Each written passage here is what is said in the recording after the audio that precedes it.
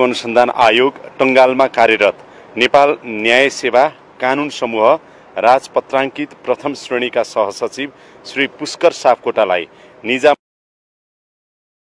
दफा 9 को उपदफा 1 बमोजिम नेपाल न्याय सेवाको राजपत्राङ्कित विशिष्ट श्रेणीको पदमा बढुवा नियुक्ति गरी प्रधानमन्त्री तथा मन्त्री परिषदको कार्यालयको सचिव पदमा पदस्थापन गर्ने निर्णय भएको छ। 2. जेन्जी आन्दोलनका प्रतिनिधि र सम्माननीय प्रधानमन्त्री बीच मिति 2082 8 महिना 24 गते भएको सम्झौता अनुमोदन गर्ने र अतिरिक्ताङ्क गरी नेपाल राजपत्रमा प्रकाशन गर्ने। उक्त सम्झौता सम्बद्ध मन्त्रालयले उच्च प्राथमिकताका साथ कार्यान्वयन गर्ने निर्णय भएको छ। 3. जेन्जी आन्दोलनका प्रतिनिधि र सम्माननीय प्रधानमन्त्री बीच मिति 2082 8 महिना 24 गते भएको सम्झौता बमोजिम नेपाल सरकार मन्त्री परिषदको 2082 6 महिना 5 को निर्णय अनुसार गठित जाँचबुझ आयोगको कार्यक्षेत्र थप गर्ने निर्णय भएको छ। र 4. समाज कल्याण परिषदको रिक्त सदस्य सचिव पदमा नियुक्ति गर्ने निर्णय भएको छ। मैले यति निर्णयहरू यहाँहरूलाई चाहिँ मन्त्री परिषदको निर्णयहरू सुनाए। त्यो बाहेक यहाँहरूलाई एउटा थप कुरा पनि आज म भन्छु। यो खास गरेर सम्बत 2082 भदौ 23 र 24 गतेको आन्दोलनका क्रममा भएको सार्वजनिक सम्पत्ति भौतिक संरचना तथा निजी प्रतिष्ठानको क्षतिको मूल्याङ्कन तथा सार्वजनिक संरचनाको पुनर्निर्माण योजना तयार गर्न गठित समितिको प्रतिवेदन समेत आज सम्माननीय प्रधानमन्त्रीज्यूलाई आज हस्तान्तरण गरिएको छ।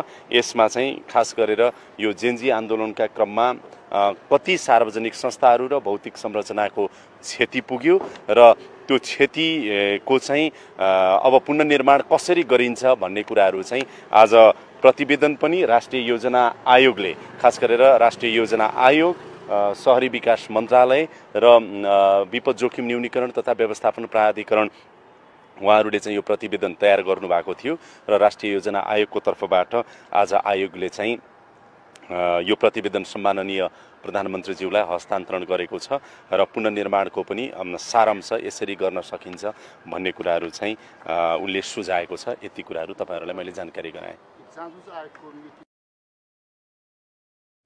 अनि यो यसैमा चाहिँ तत्कालीन प्रधानमन्त्री केपी शर्मा ओली चाहिँ जाँचबुझ आयोगमा बयान दिन जाँदिन म भोग्न तयार छु भनेर आज भर्खर एउटा स्टेटमेन्ट दिनुभएको छ। यसमा सरकारको भनाइ के छ? अब यो जाँचबुझ आयोगको चाहिँ यो अलिकति जुन तपाईले भन्नुभयो कार्यक्षेत्र थप गर्ने सन्दर्भमा